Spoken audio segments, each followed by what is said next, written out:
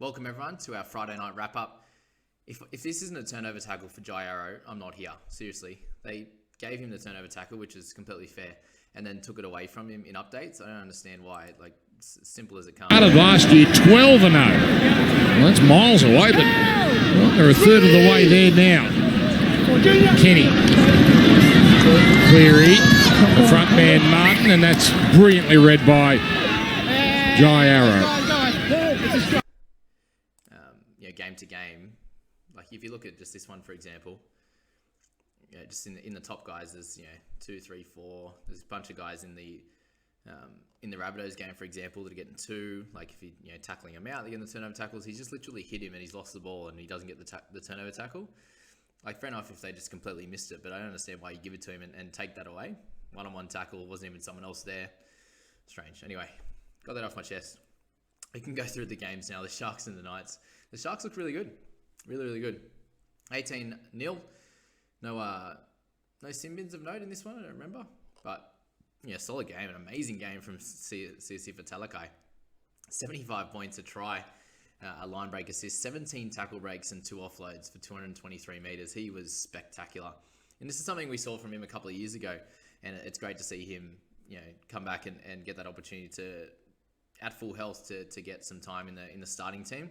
And we didn't select him as an option just with, he played left back row last week with Teague Wilton out and then moves to the centres for Connor Tracy, who'll be back, in the not too distant future. So unfortunately, Talakai off the bench is not the best option, especially when he's going to be up around that 400k mark this week. So yeah, just a special game to watch. He was, terrorising Dan Gagai. We ended up with 7 missed tackles. Probably should have had a few more, but yeah, he kind of held his own in some parts. But how do you even tackle that guy? He's special. Anyway, Ronaldo, 65 in his 80 minutes. So a couple of try assists, a couple of line breaks, 239 metres. So he was really, really good with the 6 tackle breaks as well. And 6 kick defusals. So well done for him. Again, not really an option at this point.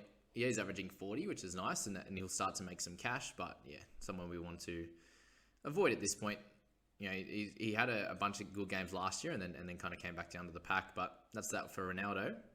In terms of Mr. Chrissy Randall, so I think he's going to end up around that 600k mark. He's averaging 50.5 right now. So awesome effort for him over the first bunch of games. Again, someone that just tackles a lot. Has actually making a few runs at a dummy half as well. So I think he's really improving as a player. Now that he knows that the spot is his for the year, I think that he's starting to come out of his shell a little bit. You can see with Blake Brayley, he's starting to run the ball a bit more also. So well done to Randall. I'd be holding him for a long time, I think. If you own Britton Nakora, he's come out with a couple of good return games. He's at 550k, he hasn't made or lost any money, so he stayed the exact same. You'll start to make some cash now if you hold on to him. These are a couple of the games that we'd want from him, but he also has those lower ones in his arsenal, that's for sure. Jesse Ramian, 58 in his full game, so 2 really good ones in a row, averaging 43. This is going to be him. He'll be a keeper at the end of the year. He does these things. He gets some nice offloads. He tackle breaks. He makes line breaks. He's a good player, so yeah, he'll be thereabouts at the end of the year if you want to select him later. Curdy Mann with 52, so he ended up getting 80 minutes. They had a couple of injuries, and that's why Randall got the 80 as well. So well done to Kurt. Didn't have to do as much in attack this time. The 80 meters will still take anywhere from 80 to 120 with a couple of tackle breaks and offloads or whatever he can do, and some big tackle numbers. That's 2 weeks in a row where he's got over 40 tackles, and that's shown why and how he's got to that better score. Those first 2 games he just didn't have the tackle numbers that he's had the last 2, which we thought would happen. They've dominated a bit over the first 2 games, especially. They dominated, had a lot of possession, so the tackling numbers weren't going to be there for someone like him, who's a really good defender. So 4 missed tackles in there is fine if you're making 48, that's for sure. Especially when 1 or 2 of them were against Talakai. When he ran the length of the field, Kurt was trying to make a cover tackle and stuff. So still a great option, and he's going to be around that 550 mark next week, and he's probably got probably another 50-odd thousand to make. I'd say, similar. He'll get to a similar space to where Randall will get to. So that's that. Tolman with his try in these 300. So good on him. Really special moment for him and his family. So well done to Aiden. I'll tip my hat to you. My non-existent hat. Teague Wilton, 48 in his 80 minutes. So he's a really solid player. Hey, he's a big boy, very tall, and just really, really solid. Like, the 46 in base. Not really, any attacking stats, but he did really well. And if you started with him, ball one, you've done really, really well. So to get 48 without a try is really awesome for him. And he's still going to have the spot in the team for a while. So, if you picked him up over the last few weeks, well done. If you started with him, even better. For Nukin, so a lot of people remember asking about him at the start of the year, and his minutes have dropped down dramatically.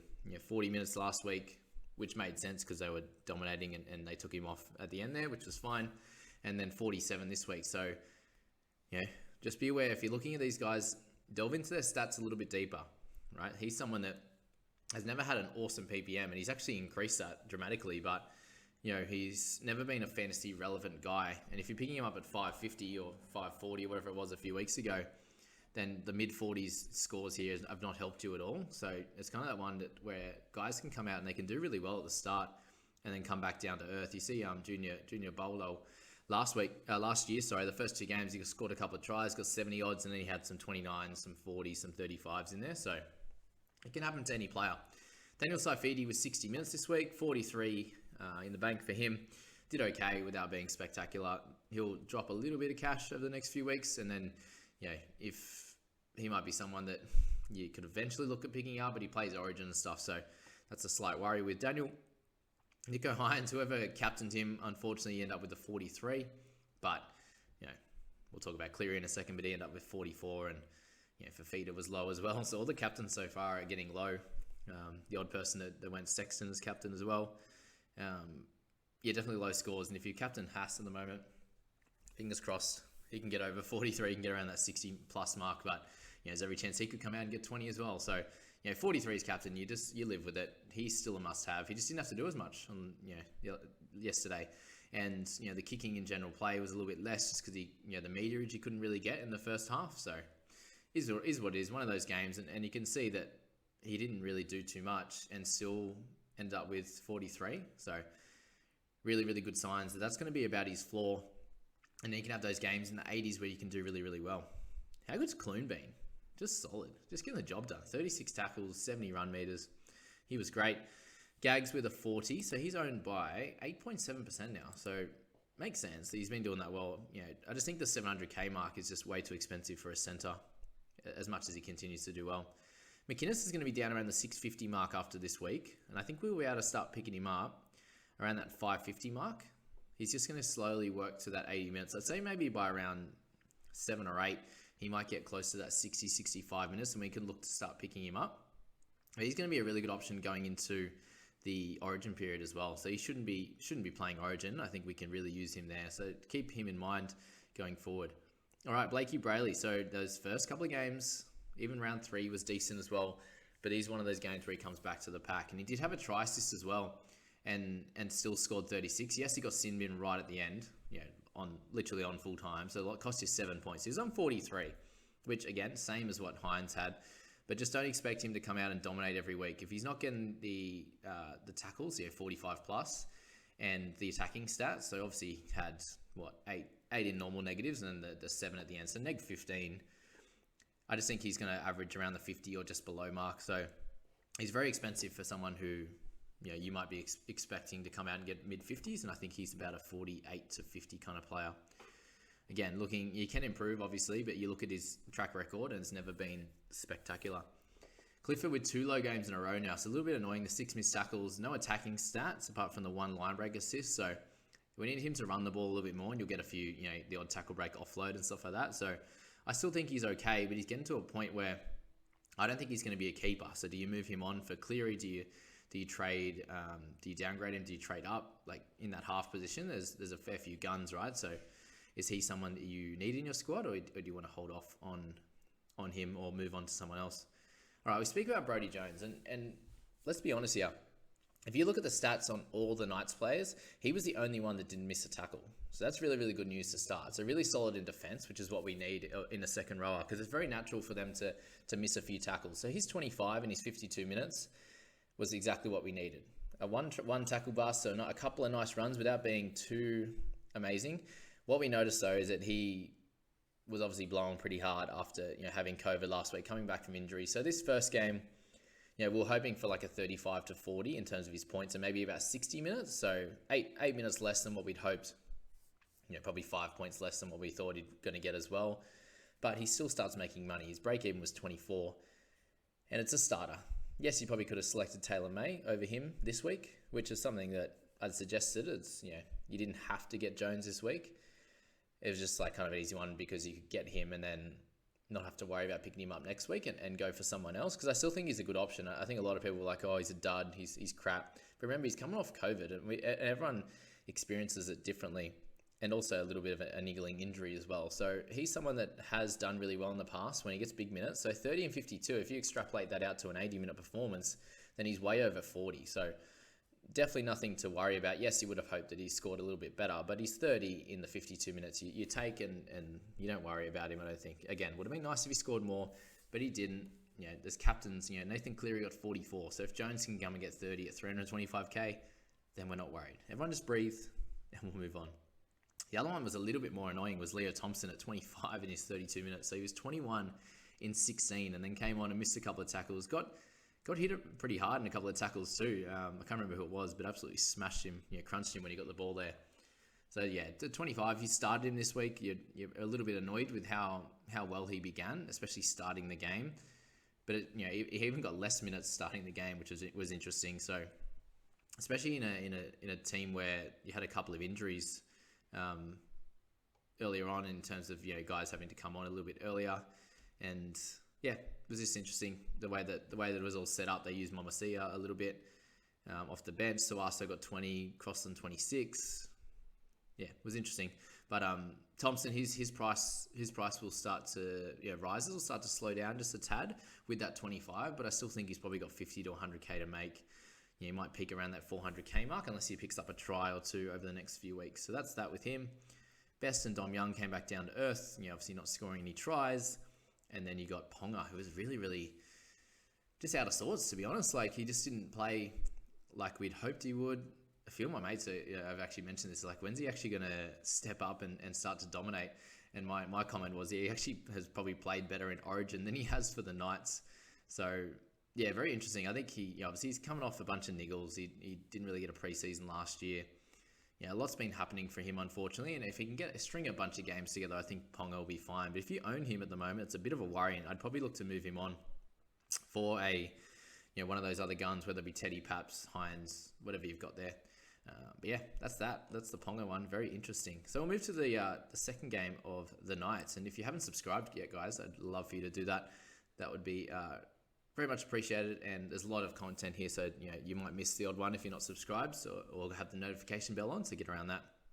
All right, the Panthers are getting over top of the Bunnies again, like the grand final last year, and a really good game for a bunch of players. And if you own Damien Cook, then you're back over where he was averaging last year, which is awesome. So 2 really good scores in a row. If you've kept the faith with him and you started with him, then you're probably up higher in the ranks, I think, because there's not a lot of guys actually averaging over 60. If you really look into it, with the tackle bust numbers going down, for example, the average scores are a lot lower.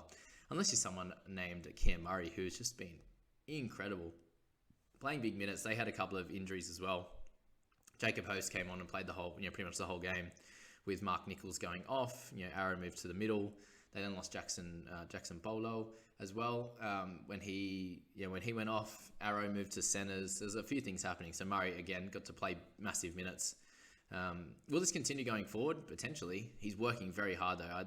I'd suggest that if when they are going to use him, give him a little bit of a rest, I'd say would be the games that they're winning, and they've only won one so far. So, yeah, haven't had that opportunity to give him much of a rest because they've had some closer games, etc. But he's been special. 55 tackles, a couple offloads, 103 meters. Didn't have the massive attacking stats this week, but he doesn't need to. He works that hard that he can score big in 80-minute efforts. So if you own him, one of the 9-10%, then you're absolutely killing it at the moment. So well done to you. I'll give you a pat on the back for that.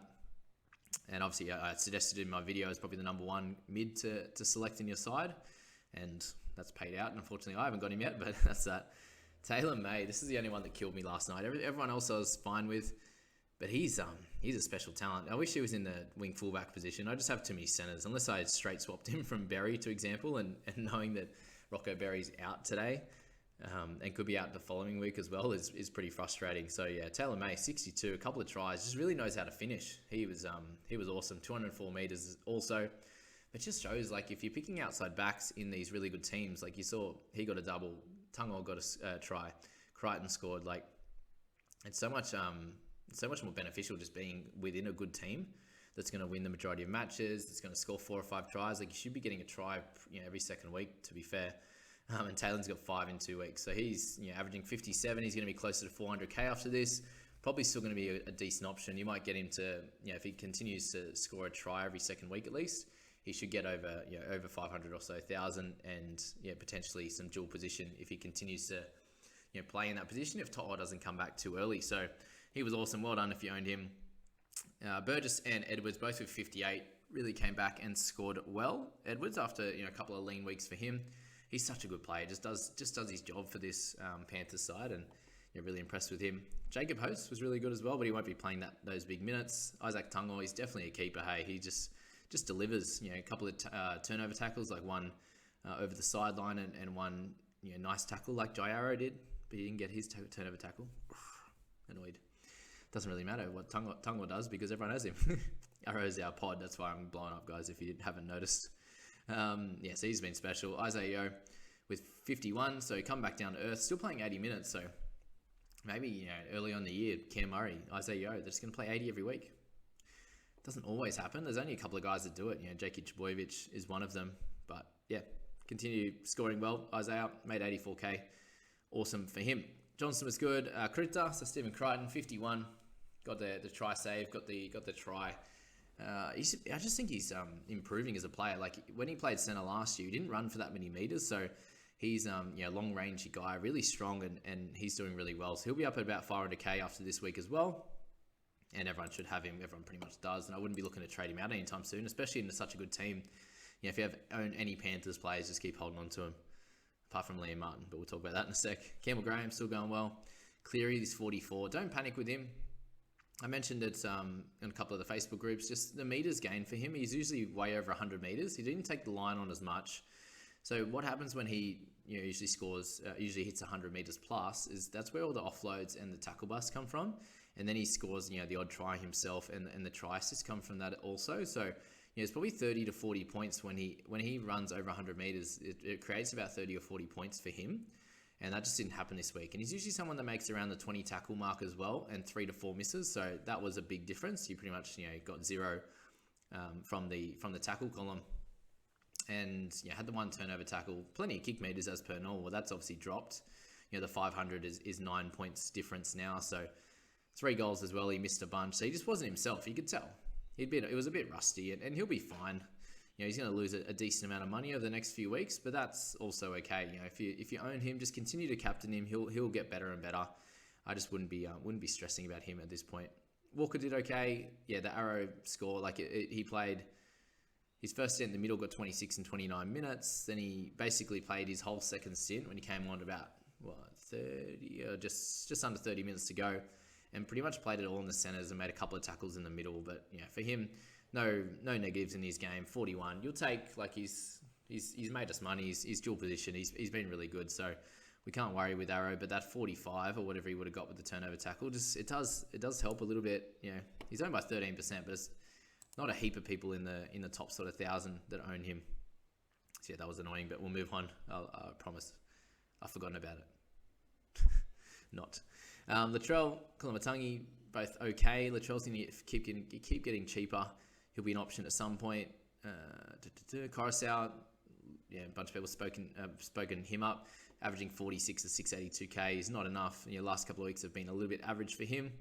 Eisenhuth just doing his thing. Mitch Kenny, Sorensen, Ilias. So it'd be nice to speak about hhim. He almost probably picked up a 50 in this game. If that try wasn't disallowed, if Burgess wasn't in the way, I still think he would have scored. It's just obviously the letter of the law, but he would have picked up about a 50, and he was much better. So he kicked a lot early actually, and then Walker kicked a fair bit more. But the 16 tackles, 1 miss. He had a couple of forced dropouts. He had the try assists, a couple of line break assists. He was really, really good, and I think he's going to start to make some money soon.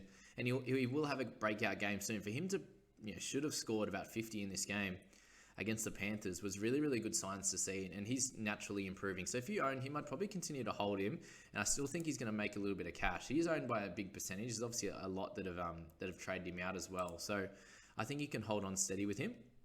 Liam Martin has made 45k. That's still coming off his first week of being a spectacular. But since then, he hasn't done too well. So I still think he's a trade out. Even with a try, he picked up 22 points. So, 21 tackles for 5 misses and 46 run meters for a guy playing 60 minutes on an edge. Not good enough. Jackson Bolo as well. 382k, 22 points. Again, it's just that selection where it's like, well, is he going to make a lot of money? Is he going to hold steady? It's that kind of one, which we've seen with Penasini, Rocco Berry. They're all about the same at the moment. Spencer Leniu with a try saver and 22 points in 22 minutes. They still just keep using him as an impact guy. When you've got Isaiah Yeo playing 80 minutes, you don't need guys like him to come out and dominate. So, yeah, if you picked him up, a little bit of a worry at this point. And then, Tane Milne as well. Nichols playing the 2 minutes. Havili only 19. Charlie Stain still struggling on the fantasy terms, even though he's playing a little bit better. But there you go, guys. That's the 2 Friday night games. Let me know what your thoughts are on the Arrow thing. If that's happened with other players. Like, I completely understand sometimes they miss things, but to give it and then take it away in updates was really, really strange. Anyway, that's my 2 cents, guys. I hope you enjoyed that. We'll catch you in the next video. Enjoy those Saturday games.